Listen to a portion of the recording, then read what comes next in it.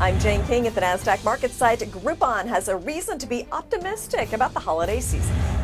I'm Patricia Wu at the NASDAQ. I'll be sitting down with the Chief Medical Officer of Immune Pharma, and we'll be talking about immuno-dermatology. I'm Remy Blair in San Francisco. Zafgen shares are deep in the red as its obesity drug raises red flags and is gene editing on the brink of a major shift.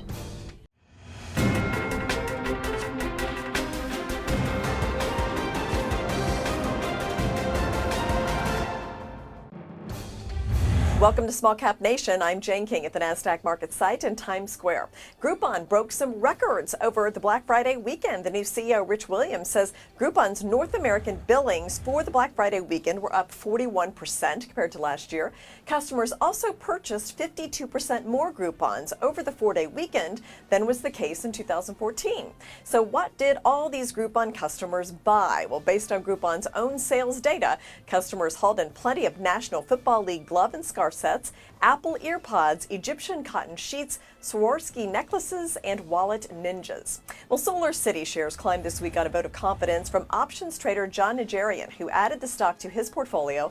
Nigerian, a former Chicago Bears linebacker turned trader and co-founder of OptionMonster.com, said on CNBC that he bought shares after spotting unusual options activity. Shares of Solar City gained more than 6%, but it has lost 43% year to date. Shutterfly says that its CEO, John Housenbold, will step down effective February. He also holds the president title, and he has been chief executive since early 2005. In a statement, Housenbold said the time has come to recharge his batteries and find a new career adventure. The company has hired the executive search firm Spencer Stewart to find his replacement. Well, a new architecture firm specializing in biotech and tech companies is opening a Boston office. Two former employees, Perkins and Will, are splitting off to form a new architecture firm in Boston's Seaport District to serve the area's life sciences and tech companies. Now, the firm is called TRIA. It says it works with biotech and tech firms to design workplaces to maximize space and efficiency. Well, lots of small cap companies making news today. Here's a rundown. Acorn International says they've seen strong sales and it's calling for a reverse split. Breitbart Energy suspends distribution for common units. Infoblox says its second quarter view beat expectations. Gigatronics signed a software pact with Lockheed Martin. InQ Mobile's third quarter revenue missed guidance. Terraform Power got a letter from hedge funder David Tepper at Appaloosa Management asking to reform the business. Red Mountain Capital takes a stake in iRobot and is urging changes at the company to boost value.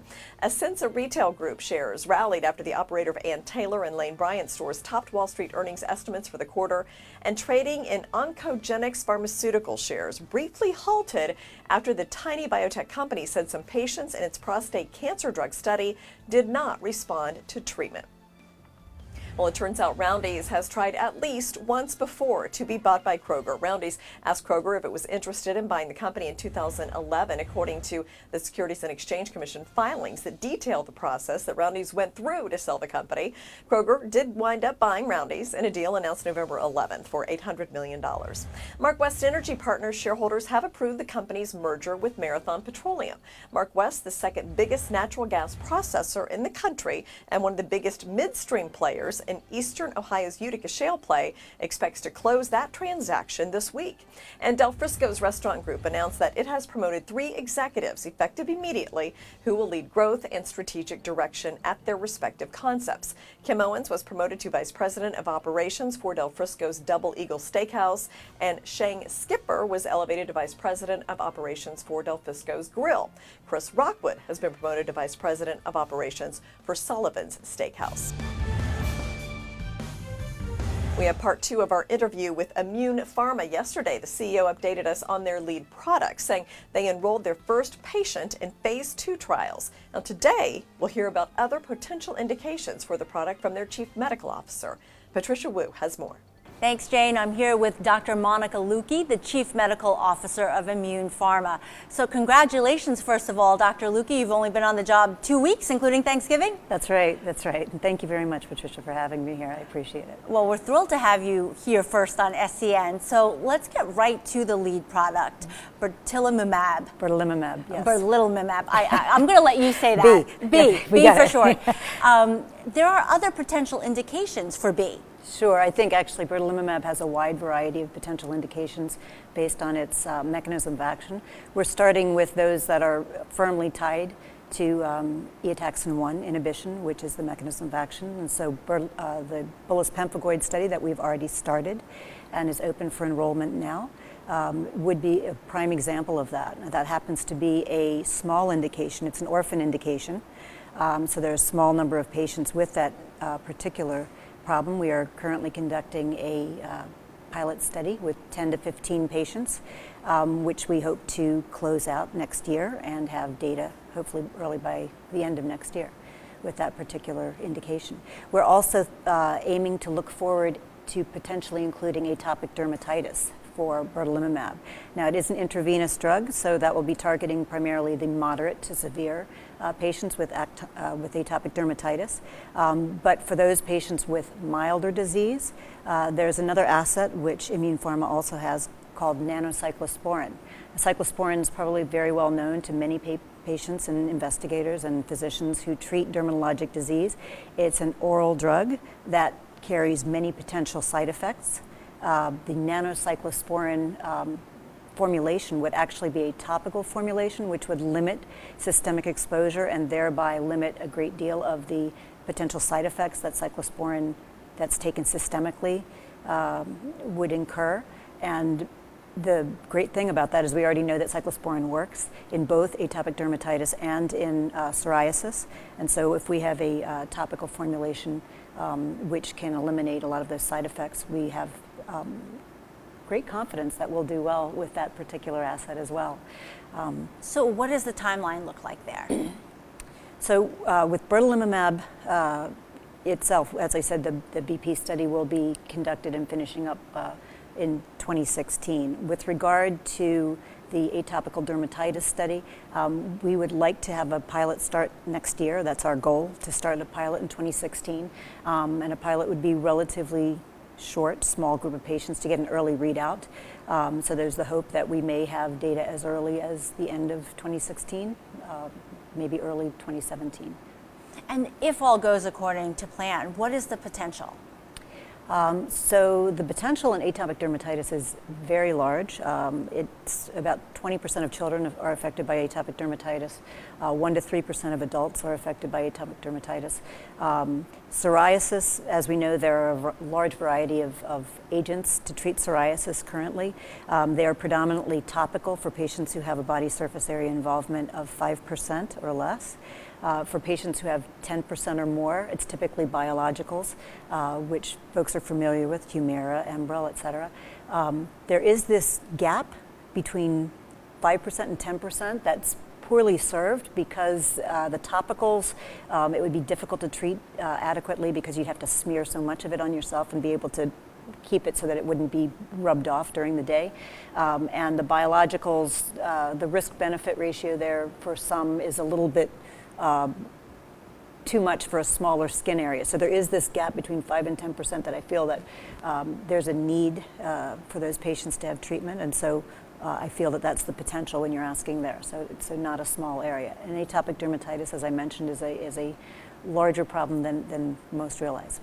Yeah, and you had mentioned Humira. I think that's like a $14 billion drug. It's a fabulous drug. It's a fabulous drug. But as you know, that's the patent is coming up, and so there will be generics, of course, but with all of the intravenous biologics, as Dr. Tepper mentioned the other day, there's a long-term safety aspect that needs to be taken into account as well.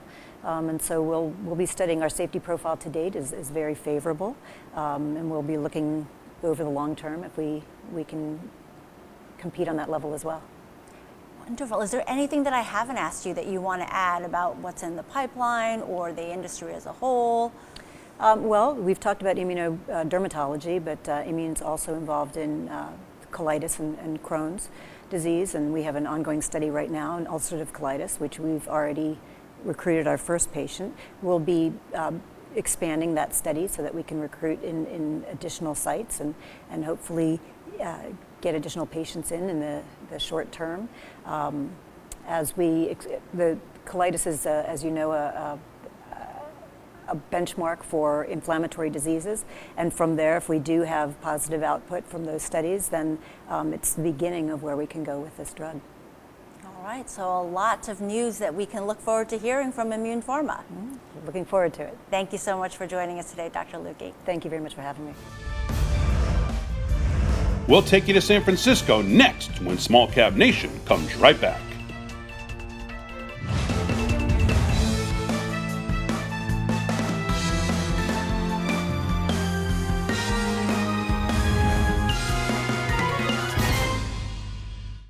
Guys, I got the jerseys. El Nino. Aquí. Spray Dan. Oh, yeah. Don Ovan. Think that's me? You guy. It's $40. Can you cover that? I'll send it to you right now. Done. Okay, got it. So hat-trick Rick, he's the best player on our team. You get the ball, you give it to him. Great. Rick. On your phone, online, on the go, Wells Fargo makes it easy to get banking done. All right, Don, you're on. Nope, just kidding. Doug, you've been staring at that for a while, huh? Listen, TD Ameritrade has former floor traders to help walk you through that complex trade, so you'll be confident enough to do what you want. I'll pull up their number. Blammo. Let's get those guys on the horn. Ooh. Looks like it is time to upgrade your phone, Douglas. For all the confidence you need, TD Ameritrade. You got this. Let's go, Serena. Fight, fight.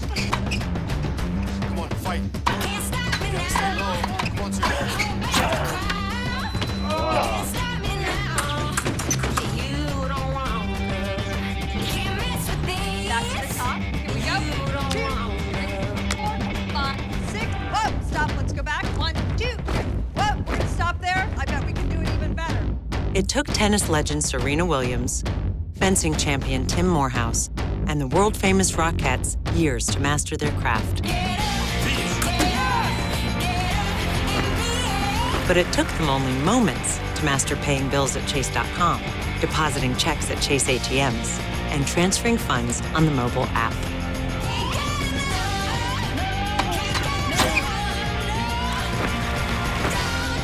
Technology designed for you, so you can easily master the way you bank. Zafgen shares took a big hit midweek. The NASDAQ-listed drug developer slid over 50%. What's behind this sell-off? Hi, Jane. The biopharm name is deep in the red today. Shares have slid 60% in midweek trade. Now, Zafgen's clinical update on its obesity drug is weighing on the company. Zafgen says a second patient died in a late-stage trial of its obesity drug. Now, a patient who received beloranib died from a blockage in an artery in the lung. The drug is designed to make the body produce less fat and burn off the excess as fuel. In October, the FDA placed a partial clinical hold on beloranib. This came following its first patient death on beloranib. Now, both patients suffered from a rare disease known as Prader-Willi syndrome, which causes compulsive overeating and severe obesity. They died due to blood clots in the lungs while taking beloranib. Well, we focused on Zafgen in the past. What's the current outlook for the company in light of the latest trial results? It is discussing the next steps for beloranib with the FDA. The company's challenge has been to find a way to prove beloranib can help these patients without putting them at increased safety risk. Now, out of 6 analysts who cover the stock, 5 suggest a buy rating and 1 recommends to hold the stock. Following today's sell-off, the market cap of the firm is down to $165 million.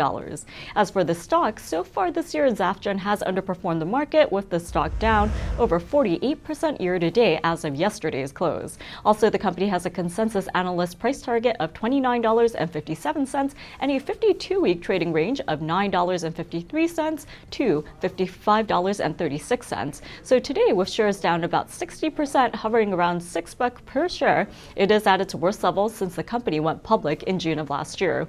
Within the obesity drug space, the FDA has approved drugs made by Vivus Orexogen Therapeutics and Arena Pharma. These treatments suppress appetite by telling the brain that the stomach is full through the patient's nerve signals. Not surprisingly, the FDA has asked for additional studies to check for the safety of these drugs. Zafgen's obesity drugs by blocking an enzyme. The enzyme is called methionine aminopeptidase 2, and it plays a key role in the production and use of fatty acids. It's administered as twice-weekly subcutaneous injections for 12 weeks in patients with severe obesity. Now, Zafgen last revealed data on beloranib a few weeks ago during an earnings call. It said 7 out of about 400 patients dosed with the drug had blood clots, and none out of the 150 on a placebo showed any blood clots. While a direct tie between the drug and blood clots have not been established, other beloranib-treated patients have also reported clotting. This has forced Zafgen to enact stricter screening methods. The Boston-based drug developer is also developing the drug to treat other weight-related disorders, but beloranib is the only drug in its research pipeline. Now, Zafgen says that it still expects results from the trial in the first 3 months of next year. Straight ahead, we head across the pond for a look at what's happening in the European markets when Small Cap Nation comes right back.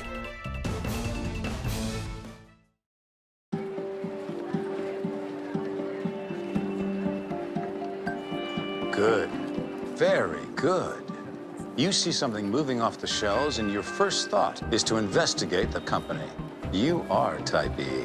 Yes, investment opportunities can be anywhere. Or not. But you know the difference. E-Trade's barcode scanner. Shorten the distance between intuition and action. E-Trade. Opportunity is... Before they sat down, one more time, just for themselves.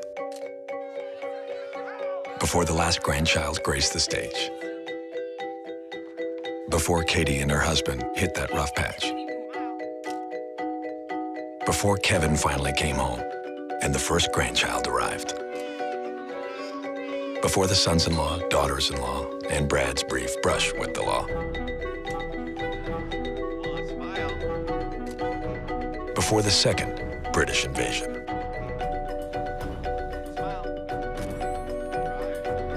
Before Katie, Debbie, Kevin, and Brad.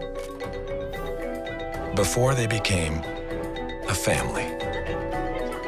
There was a connection that started it all and made the future the wonderful thing it turned out to be.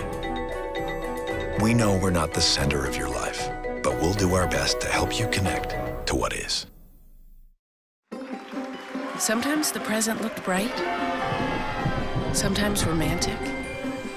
There were tears in my eyes, and tears in my eyes. And so many little things that we learned were really the biggest things. Through it all, we saved and had a retirement plan, and someone who listened and helped us along the way. Because we always knew that someday the future would be the present. Every someday needs a plan. Talk with us about your retirement today. Graham, what have the European markets been doing today? Well, the markets, except London, closed down last night. And today, Frankfurt and Milan initially went into the red, but now they're all in the green. But I expect more volatility, as we'll explain in a minute, leading up to the ECB meeting tomorrow. The euro also had climbed rapidly to above 0.603 last night, only to fall back below the 0.60 level again this morning. So jittery is a bit of, I guess, how you would describe the market. Some important data today. Inflation in the euro area came in unchanged at 0.1% year on year, which was below market expectations. And more importantly, I think the core inflation rate for the euro area fell back and below expectations at 0.9% in November. So inflation is not going up, basically. At the same time, industrial producer prices in the Eurozone dropped more slowly, month on month in October, beating market expectations as prices in the energy sector declined at a slower pace. And producer prices in the euro area continue to decrease. Now, Mario Draghi, the ECB president, had already put the markets on notice that there will be some change to stimulus at the next meeting. Comments since then have strongly pointed to a further reduction in the ECB's already negative deposit rate, as we mentioned before, possibly a two-tier deposit rate for those banks that aren't passing some of the cheap money on, and a possible expansion of the 60 million a month quantitative easing program. However, there are other voices. Craig Earlham at Onanda pointed out that with the camp not unanimous in its desire to ease, opposition primarily from Germany, of course, and recent data could still possibly influence how aggressively they will ease, with any unexpected pickup in data really getting a less bold approach. And separately, strong data from the Eurozone has made investors jittery about the prospects for quantitative easing, said IG senior market analyst Chris Beauchamp. It appears that markets are now having doubts at the 11th hour. Certainly it does seem odd to contemplate fresh easing when unemployment, one of the Eurozone's strongest pillars, continues to touch fresh lows. So there's good news, bad news, inflation versus employment, whatever. So we will see what happens, of course, tomorrow. At the same time, UK construction PMI decreased in November from October to the lowest since April. And also, recent budget changes on buy-to-let are expected to negatively impact house apartment construction. Well, Graham, how did our friends at the Boulangerie do with their IPO? Well, the Boulangerie IPO went ahead yesterday pretty well, but right at the bottom end of the price range, 5.1 euros a share. Pretty dramatic drop when you consider the initial pricing was 7 to 9.5 euros. So a tough sell by the looks of it. And what are you looking at today? Yes, Prasudium, Neodymium, and Dysprosium. What do they mean to you? Well, other than a tongue twister, not very much. What or who are they? You, of course, have heard of lithium. Yes, that is used in batteries. What has that got to do with today's topic? Well, all of these elements are what are called rare earth. And today I'm looking at a company involved in finding and mining and processing rare earths. Macango Resources is a Canadian-based company, exploration and development, which is coming to the London AIM today. And its mission is to spearhead the development of the mining and development of rare earths in Malawi. Rare earth elements are essential to the production of much of the components of our modern technology, and they're called rare for a very good reason. They are hard to find, and they are found only in very small amounts. And much of their supply is dominated by Chinese companies, which has been a concern to the West for some considerable time. And there are a number of companies on the AIM, small companies, which are specializing in this area of development of mining and exploitation of rare earths. Macango's primary business is the exploitation of rare earth elements and associated minerals in the Republic of Malawi. The company holds, through a wholly owned subsidiary, 100% interest in 2 exclusive prospecting licenses in southern Malawi. Malawi, for those who are not familiar with the geography, is among the smallest countries on the continent. In fact, I think it's the smallest, and is sandwiched between Zambia, Tanzania and Mozambique. It is also one of the least developed, with some 80% of the population still basically rural and making their living from agriculture. The main exploitation target is what is known as Songwe Hill, rare earth deposit, and is in the south of the country. Macango recently announced an update to their pre-feasibility study for the project, and the principal rare earth content of the mineral deposits by value consisted of the aforementioned, and I'm not going to try and pronounce it again, minerals. Processing rare earth is also actually much more difficult and complex than base metals or precious metals. And the mineralogy and the metallurgy work are the key drivers in the project. The knowledge associated with the sector is growing, however, understanding of the sector generally is limited, which is probably why it's very small companies that are focusing in this area. Due to this sometimes limited awareness, the company has put a strong focus on research programs geared towards rare earth, particularly in relationship to the mineralogy and the processing characteristics of the rock that actually bears the rare earth, getting it out basically. Macango's strategy is to develop the Songwe Hill rare earth deposits and try and secure additional rare earth elements and other mineral opportunities in Malawi and then later in Africa.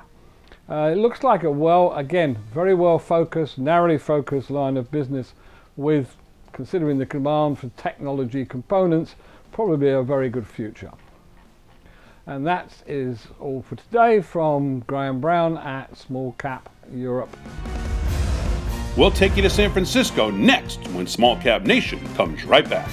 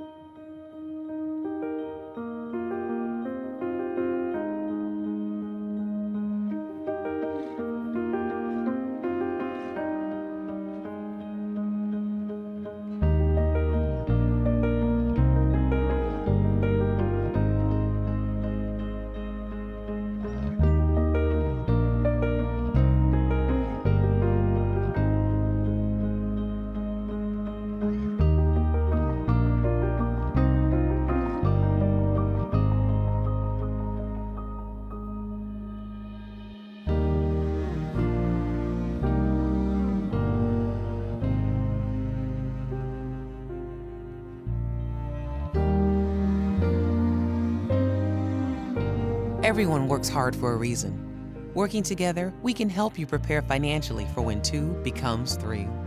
Wells Fargo. Together we'll go far. You want to be the best investor you can be. You want to cut through the noise of an overwhelming amount of analysis. You want the insights that will help you decide which ideas to execute and which to leave behind. You want your trades executed in 1 second or less, guaranteed and routed with institutional quality technology. Look no further. Open an account and find more of the expertise you need to be a better investor. When I got the phone call that we had received the grant, I held my breath. To have a program like this is a big reward. Being a Chase Mission Main Street grant recipient is a game changer. One of the biggest surprises in starting a small business is the number of hours we should work for the first 20 years. One of the great things about this grant is that it is going to let us invest in some additional inventories. It's going to allow this business to go to the next level. Being a recipient of this grant, we can't be thankful enough. It's a dream come true, and I'm still in awe.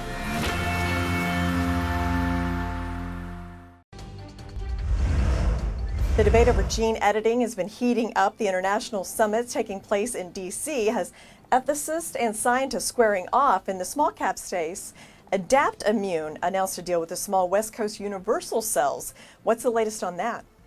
Gene editing has been making strides, but there are concerns about its application. The ethics of CRISPR are being debated at the 3-day summit taking place in Washington, D.C. The CRISPR Cas9 system is already a widely used precision gene editing tool, and it's a fairly cheap way to alter specific genes. CRISPR is so controversial because it works well on mammalian germline cells. So in layman's terms, that means sperm, eggs, and embryonic cells. The gene editing can result in heritable traits, and it works with a natural process process used by ordinary bacteria to defend against invasive viruses. As for UK-based Adaptimmune, it is teaming up with Seattle-based Universal Cells. And Universal Cells is a proprietary genome editing company developing universal donor stem cells. On Wednesday, shares of Adaptimmune were up about 8%, but they are still hovering near the low end of its 52-week range. Both of the companies will develop allogeneic T-cell therapies that utilize a so-called off-the-shelf approach to treat patients. Basically, the enhanced T-cell technology involves selective engineering of cell surface proteins without the use of nuclease to develop universal T-cell products. Does the deal compete with any other technologies out there? Well, one of the few names that stands out is Selectus. The French company develops allogeneic T-cell therapies that use an off-the-shelf approach. This is the company whose cell therapy cured a young girl of leukemia. The procedure, which took place in a London hospital, produced designer immune cells that were injected into the patient's bloodstream. After several weeks, the leukemia disappeared, and 2 months after that, she was cancer-free and is now home from the hospital. The gene-edited cell treatment is designed to work by adding new genes to healthy donated immune cells known as T cells, but there are potential problems with patients rejecting foreign cells. But some believe the method is faster and cheaper than creating single, patient-specific gene therapies. Separately, biotech names such as Kite Pharma as well as Juno Therapeutics stand out. Now, these companies are working on therapies using the cells from patients that are targeted for donors only, so its approach differs from Adaptimmune and Universal Cells. As for the CRISPR technique, a group of researchers from the Broad Institute of MIT and Harvard have engineered the Cas9 protein to make it even more efficient. By altering 3 of Cas9's amino acids, researchers were able to significantly reduce the occurrence of off-target gene edits, and this type of gene editing has the potential to be used in targeting heritable diseases. But of course, this is getting into dangerous territory, and there isn't enough understanding about the human genome. Hopefully, the final session of the summit will result in recommendations for the technique going forward. And what's the outlook for Adaptimmune? Adaptimmune's team up with Universal Cells is key. According to the agreement, Universal Cells will grant Adaptimmune an exclusive worldwide license to use, sell, supply, as well as manufacture, import, and develop products and services based on its T-cell immunotherapy. Now, Universal Cells will receive an upfront license and startup fee of $5.5 million and is eligible for up to $41 million in milestone payments. The firm also stands to receive a profit share payment for the first product and royalties on sales of other potential products based on its technology. And Universal Cells will use a nucleus-free approach to re-engineer stem cells into customized therapeutics that can be created with donor cells. So for Adaptimmune, taking on an approach that is universal and off-the-shelf means streamlining its manufacturing process. Listen up, investors. What to buy, sell, or hold, our daily segment on what the experts are recommending when Small Cap Nation returns. Guys, I got the jerseys. El Nino. Aquí. Spray Dan. Oh, yeah. Don Ovan. Think that's me? You guy. It's $40. Can you cover that? I'll send it to you right now. Done. Okay, got it. So hat-trick Rick, he's the best player on our team. You get the ball, you give it to him. Great. Rick. On your phone, online, on the go, Wells Fargo makes it easy to get banking done. All right, Don, you're on. Nope, just kidding. Doug, you've been staring at that for a while, huh? Listen, TD Ameritrade has former floor traders to help walk you through that complex trade, so you'll be confident enough to do what you want. I'll pull up their number. Blammo. Let's get those guys on the horn. Ooh. Looks like it is time to upgrade your phone, Douglas. For all the confidence you need, TD Ameritrade. You got this. Let's go, Serena. Fight, fight. Come on, fight. Can't stop me now. Come on, Serena.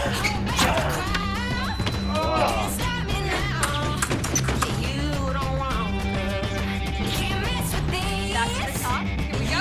2, 3, 4, 5, 6. Whoa, stop. Let's go back. 1, 2. Whoa, we're gonna stop there. I bet we can do it even better. It took tennis legend Serena Williams, fencing champion Tim Morehouse, and the world-famous Rockettes years to master their craft. But it took them only moments to master paying bills at Chase.com, depositing checks at Chase ATMs, and transferring funds on the mobile app.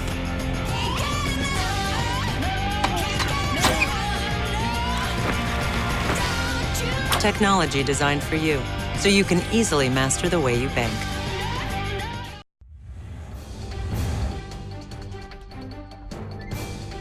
In today's buy, sell, hold action, Joy Global was downgraded at Bank of America. Terraform was upgraded at Oppenheimer. Acorn was raised to a buy at Nomura. Zafgen cut to market perform at Wells Fargo. Diamond Rock Hospitality rated new neutral at Janney. Halyard Health was rated a new buy at Stifel. Hersha Hospitality rated neutral at Janney. KLX raised to a sector perform at RBC Capital. LaSalle Hotel was rated new neutral at Janney. Ritter Pharma rated a new buy at Chardon Capital. And Wells Fargo cut Swift Energy to an underperform. Thanks for joining us on Small Cap Nation, and we'll see you back here tomorrow. Until then, check back for the latest news and research on smallcapnation.com, Facebook, and Twitter.